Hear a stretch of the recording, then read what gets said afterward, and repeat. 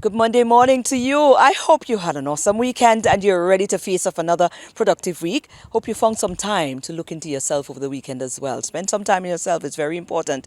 Now, it's Monday. Got a whole week ahead of us. We got to start off on the right note. Two amazing features in store, but let's tap into the news desk. What's happening over there, guys?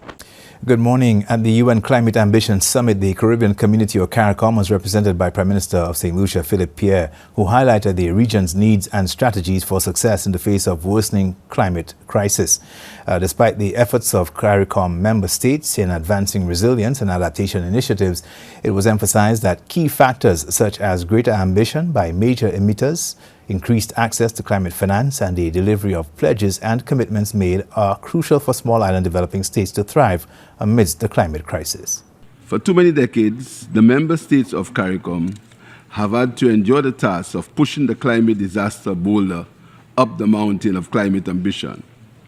We raised the alarm in the 90s. In the decades that followed, we put a human face on what was an esoteric scientific debate. We have been attempting to push multilateral negotiations towards conclusions that would save lives and livelihoods and safeguard the very existence of our member states. We have grown weary of telling the world and the major emitters that climate change is an urgent problem. It's an existential threat, that it is the defining challenge of our times. Prime Minister Pierre emphasized the urgent need for the operationalization and capitalization of a loss and damage fund, as well as the implementation of systematic approaches for debt relief. These are your top stories. Thanks for watching. Good morning. All right. Thank you, News Desk. Let's take a break and come right back.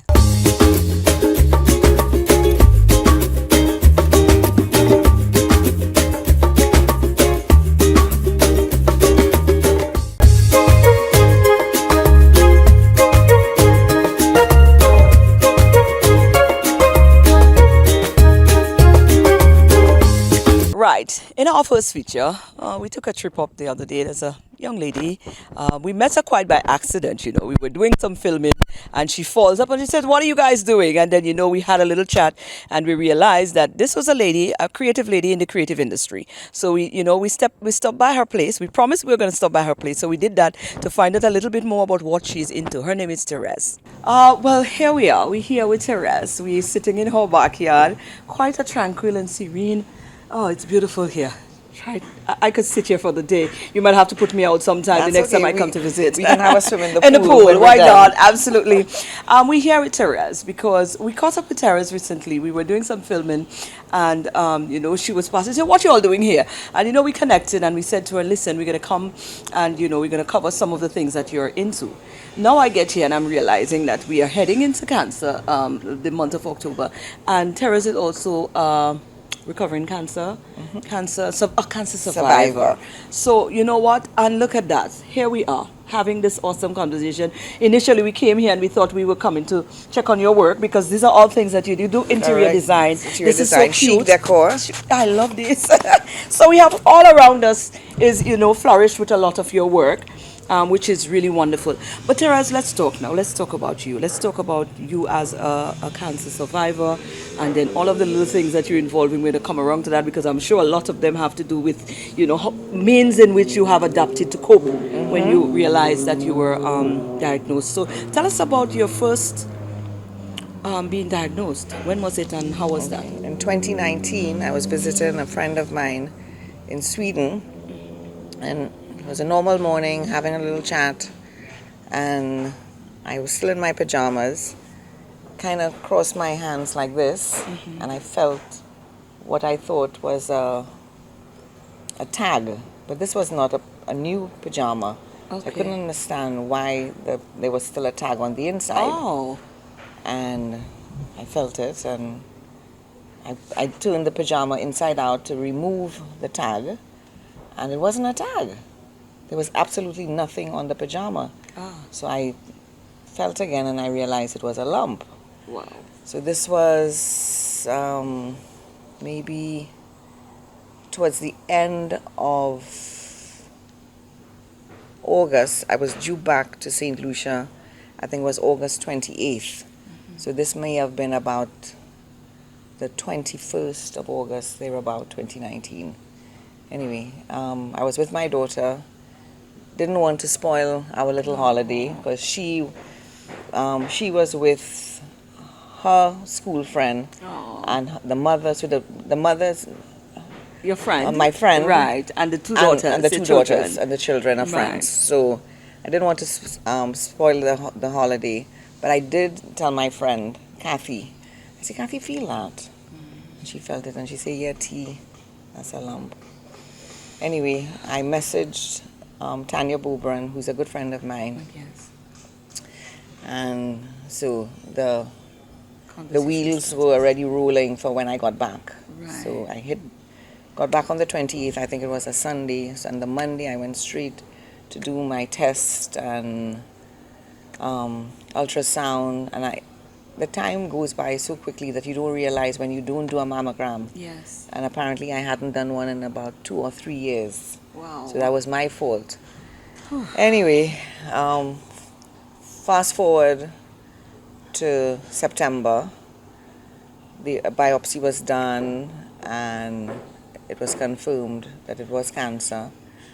We didn't know at that point what stage I was at, but I needed treatment. Something needed to be done. Okay. Let me pause there a minute. What was that like? Finding out, okay, because one thing to have a lump and you get the little jitters, but when it is confirmed, okay, this is what we are dealing with here now. I went numb when I found out that it was positive. I did have cancer. I went absolutely numb.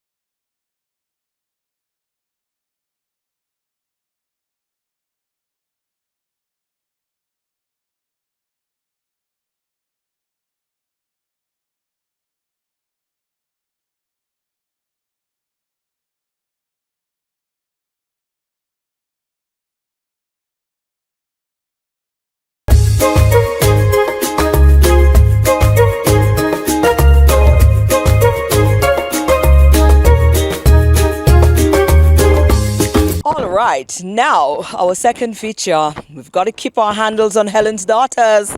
Trust me, we need to. They have now branched off in a bigger way within the region, but we also got the opportunity to catch on to where they're at right now since the inception. We spoke to Kiflin Carew. So thank you so much, Maureen.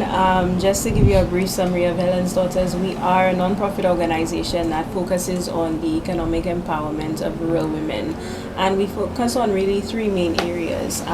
The first of which is capacity building, which I will go into with, for example, our Rural Women's Academy, which is a completely free agricultural training program that not only focuses on sustainable agriculture, but also agribusiness development and just shaping an entrepreneurial mindset. Other focus is market access, trying to ensure that our women producers have as many linkages and access to markets that they would otherwise not have. So a more external facing one is our Farmers Market, which is last Saturday of every month.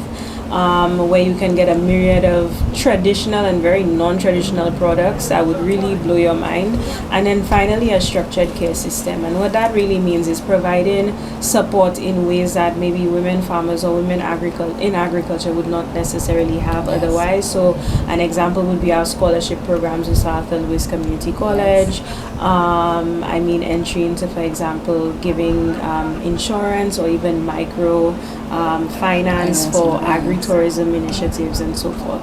Right, quite a number has been covered under that program, under that plan, under that banner for to date. And I have had the privilege of being around, so I know that a lot of these things are being in depth and accomplished. Mm-hmm. I've met some of the South Louis recipients as well, and they've been doing so well as well. So we definitely know that progress is happening within the body of Helen's Daughters. One of your drive was that you wanted to take this to the Caribbean because it's a wonderful blueprint, and likewise, you know what, if it's there already and someone can just make use of it in other parts, why not?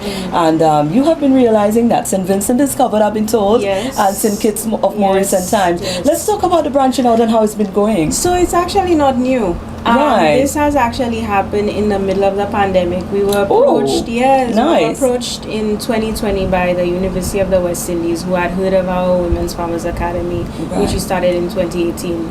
And they were like, look, we think that there's a need in those countries. Wow. And literally we had a tinier team than we do now.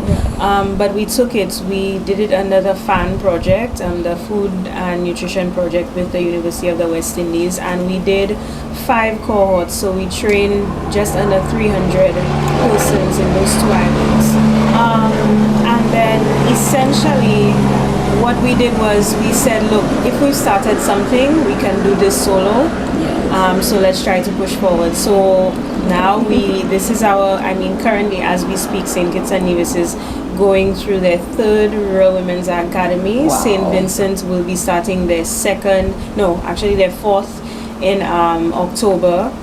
St. Kitts and Nevis, we also adopted a school, and we have a partnership with one of the largest greenhouse suppliers. So he's actually going to be purchasing their seedlings, and then that will be part of his sales, and sales will be going back to the school. And then of course we're really excited to continue the tradition of scholarships as well. So we now have a partnership with St. Vincent and the Grenadines Community College as well. So we're rolling out that Women in Agriculture scholarship, and we have our 2nd set of scholarship recipients at SocaCize. So it's kind of like really coming, together nicely. Right. Do you have plans for other Caribbean islands? I'm sure some of the others might have heard and approached. Is it time yet to branch out some more? Well, somebody special has told me about Grenada. Of course. Why not? Why not? Grenada is definitely on the list as well as Dominica. But we're also thinking of going global as well. I think the continent, there's a lot of similarities as well, especially with our work with Hotel Chocolat and so forth, and seeing their operations also in Ghana more specifically. So I think that normally as Caribbean people, as islanders, we tend to really think insular, and I think that our islands can really be a sandbox for developmental changes across the globe, and that's what we're really hoping to do. I know you don't like too much of the spotlight on yourself, but since this initiative, I mean, this is brilliance right there. I know you have persons coming together, but to have been the glue to keep all of these little things to come together in such a beautiful and holistic way, that it now becomes a blueprint for, like you said, international. What has it been like for you as an individual? Because this don't come simple. You know, we want to talk there as well, because this must come with a lot. You know, you have to do a lot. You have to be very present. You have to be hands-on. Absolutely. I don't look at myself as a kind of top-down executive director. I'm very boots on the ground. Yes, very much. I mean, I started HD when I did have a full-time job at the UN, and I left the UN, got a fellowship to fund me running Helen's Daughters and so forth. And I mean, it comes with a lot of highs and lows. It comes with, I mean, the highs of seeing the impact expanding, seeing the programs actually making sense, and then obviously the lows of, you know, just day to day, sometimes things not necessarily happening as soon as you want or as fast as you want. And I think the obstacles of being young and a woman in the sector, and for me, I think not necessarily being taken seriously. Yeah. At first, I think I constantly have to push and show up a little more than other counterparts, but that's okay. I think that's a challenge. You handle that well, though. You certainly handle that well. In other areas, though, let's talk now about, you know, we tend to, in our parts, I don't know if you're privy to that, but I tend to think that in our parts we tend to have a sort of approach to when we see something is working at that magnitude, at that level, and it is not under our thought pattern or under our mission. We weren't the one who initiated it. Sometimes we tend to find resistance as well. Have you faced any of that so far? I think not necessarily resistance, but I definitely think that what we do requires a mindset shift. If I may be frank, I think that sometimes some of the programming and stuff has created like a dependency mindset in our countries. Right. And I think, I mean, it's something that we tell everybody in the organization, look, we don't ask for much, but what we ask for is sweat equity back. Yes. And also, we can't empower someone. All we can do is create an environment for them to be empowered. So really, you know, we plant that seed, but you also have to nurture it and grow it. And I mean, it's dealing with humans. Sometimes it works, sometimes it doesn't. But I mean, I think the successes make it worth the while. Right. Yeah. Right. Yeah. What do you want to leave? What do you want us to take away from this chat this morning? What do you want to leave with us? I think what I want to leave with most persons is, whether you're an entrepreneur, whether you're a social entrepreneur like myself, don't limit yourself to the 300 and 238 square miles. Yes. I think that, you know, let's think wider. The world is our oyster with the internet, with social media. Now we can touch persons as far as Asia and so forth. So let's not limit ourselves. There's a lot for Caribbean people to offer to the wider world. Yes. And of course, just throw out your handles again. We can follow everything Helen's Daughters on your social sites as well. IG, Facebook, LinkedIn, Twitter at Helen's Daughters. And you can find us. You'll see the logo, and once you see the leaf, you know it's us. Absolutely. Thank you so much for Thank everything you. that you're doing in that sphere. You're doing an amazing job. And thank you, Maureen, for highlighting us and supporting us along the way. Absolutely. It's my pleasure.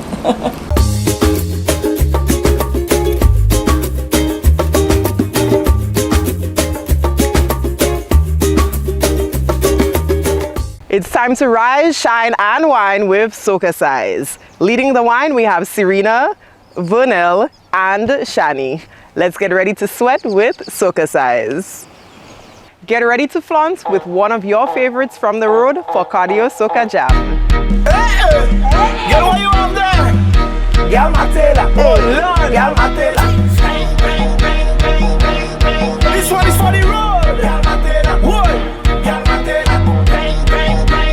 True Lord in the place, girl, I 4, 3, 2, 1, and hello, Miss Grippy, Grippy, come wine for the tippy, tippy.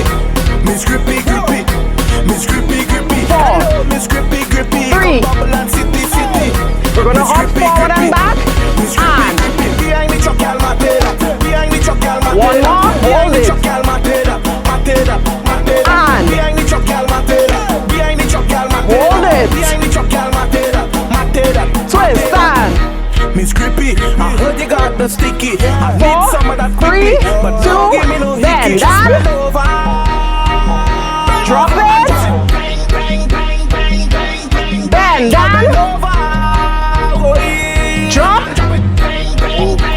Cross. And Hello, Miss Grippy Grippy, come wine for the tippy tippy.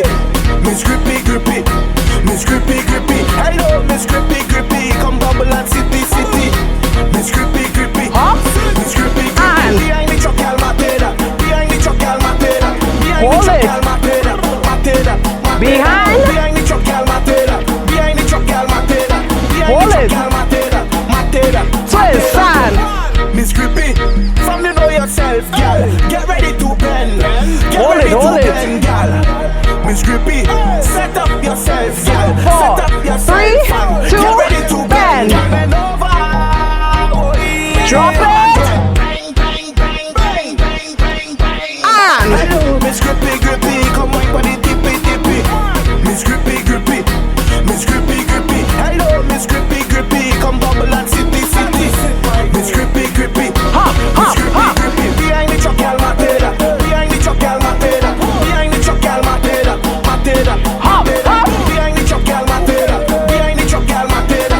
Behind the truck, I'll mateda. Mateda, Twist and Miss Grippy, I heard you got the sticky. I need some of that quickly, but don't give me no hickey. Just Bend bend it. over. drop, drop. Bend. Oh, yeah. Drop. Cross and Hello, Miss Grippy Grippy, come wine for the tippy tippy. Miss Grippy Grippy, Miss Grippy Grippy. Hello, Miss Grippy Grippy, come bubble and city city. Miss Grippy Grippy. that was this morning's session. We hope you are feeling sexy, sultry, and strong. Thank you for choosing to flaunt with SocaCize on This Morning on DBS. And that is our show for this morning. It's a beautiful day, like I said. Go on out and make a difference in the world. Catch me again tomorrow right here on DBS This Morning.